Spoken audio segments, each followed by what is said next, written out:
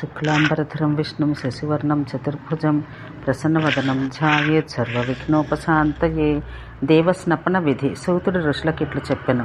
దేవతా ప్రతిష్టా విధానం ఇంతవరకు తెలుసుకొంటిరి కావున దానికి అంగభూతంగా తెలుసుకోవలసిన ఉత్తమగు దేవస్నపన విధానం తెలిపెదను.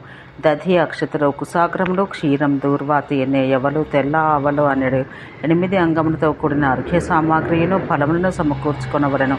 గజములు అశ్వాలు ఉండు ప్రదేశాలు రథ్య అనగా చతుష్పదం 4 బాటలు కలిగి చోట, వల్మీకం వరాహములు తవ్విన ప్రదేశములు, అగ్నిగృహం పుణ్యతీర్థం గొల్లపల్లె గోమండలం ఈ ప్రదేశముల నుండి సంపాదించి తెచ్చిన మృత్తికను కుంభమందు ఉద్ధృతాసి అను మంత్రంతో వేయవలను.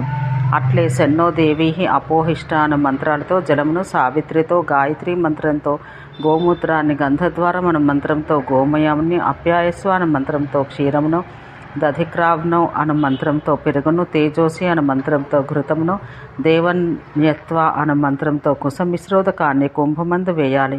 దీనితో పంచగవ్యం మగను. ఈ పంచగవ్యంతో దేవుని స్నపనం చేయించవలెను. తర్వాత దధిక్రావ్నో అను మంత్రంతో అభిమంత్రించుచు శుద్ధ దధితో స్నానమాడించాలి. అప్యాయస్వ అను మంత్రంతో గోక్షీరంతో, తేజోసి అను మంత్రంతో ఘృతంతోనూ, మధువాత అను మంత్రంతో తేనెతోనూ, సరస్వత్యై భైషజ్యేన అను మంత్రంతో పుష్పోదకంతోనూ, హిరణ్యాక్ష అను మంత్రంతో రత్నజలంతోనూ, వేవన్యత్వ అను మంత్రంతో కుశోదకంతోనూ, అగ్ని ఆయాహి అను మంత్రంతోనూ, ఫలోదకంతోనూ, సావిత్రి మంత్రంతో గంధజలంతోనూ దేవుని అర్చామూర్తిని స్నానమాడించాలి. తర్వాత యథాశక్తిగా 1000, 500, 108, 64, 32, 16, 8, 4 సంఖ్యాగల బంగారు, వెండి, రాగి, ఇత్తడి, కంచు, మట్టి కడవలలో వేటితో అయినా స్నానమాడించాలి. ఈ మహాస్నాన విధానంలో ఉపయోగించవలసిన అష్టమ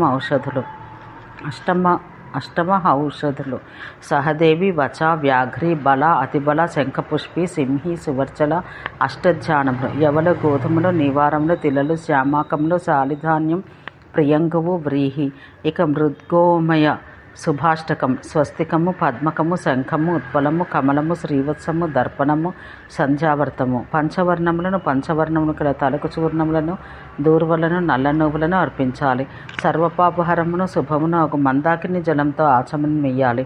తర్వాత శుభ్రతుడొక యజమానుడు స్థాపకుడు ఈ మంత్రంతో వస్త్రం అర్పించవలను. వేద సూత్రాలతో కూడినవి యజ్ఞదాన సమన్వితములు సర్వవర్ణయుతములు శుభములను నీకై నిర్మించబడినవి అగు వస్త్రములను 2 దేవా ఇవిగో.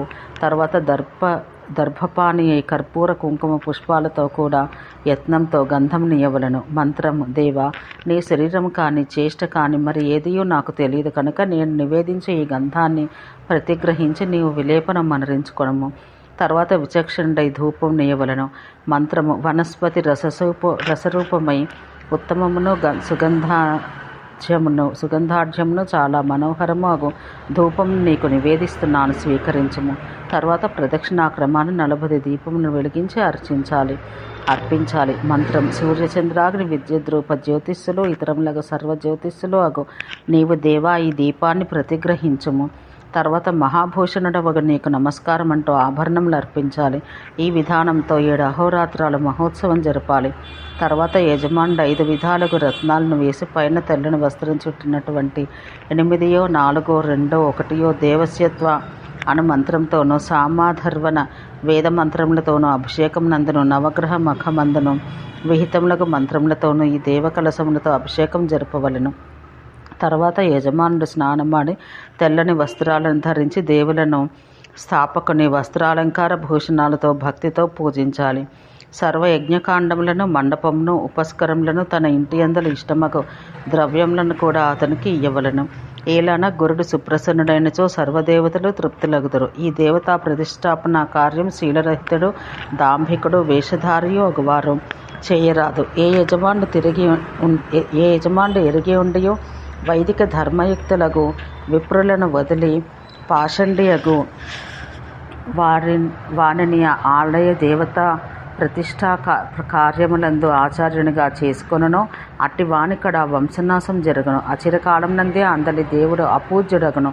ఆ దేవాలయం కూడా శీఘ్రకాలముందే పిశాచాలు చేసి స్వీకరించబడను. పిశాచమునకు ఆవాసం మగను, లేదా లోకమునందు అపూజ్యం మగను.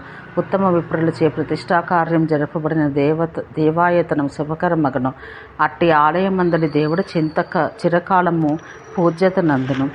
ఓం శాంతి శాంతి శాంతి.